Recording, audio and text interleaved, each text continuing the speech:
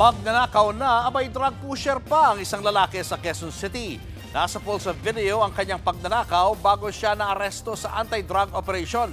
Nasa frontline ng balitang yan si Hannibal Talete. Masdang maigi ang CCTV footage na yan sa Bubungan sa Barangay North Fairview sa Quezon City. Makikita ang isang lalaking dahan-dahang naglakad sa bubong.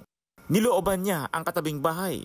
Nagnakaw ng mga mamahaling relo, alahas at pera na may kabuuang halagang nasa 2 million pesos. Kinabukasan na nalaman ng may-ari ang pagnanakaw.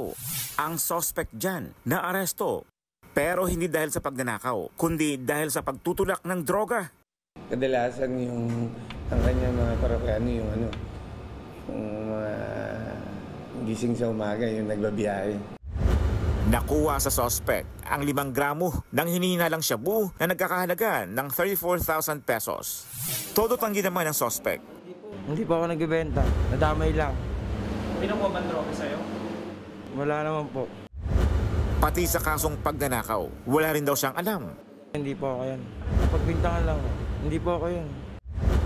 Naharap siya sa reklamong robbery at paglabag sa Comprehensive Dangerous Drugs Act. Nagbabalita mula sa frontline, Hannibal Talete, News 5.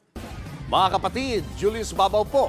Para sa komprehensibo at makabuluhang balitaan at talakayan, mag-follow at mag-subscribe na sa social media pages ng News 5.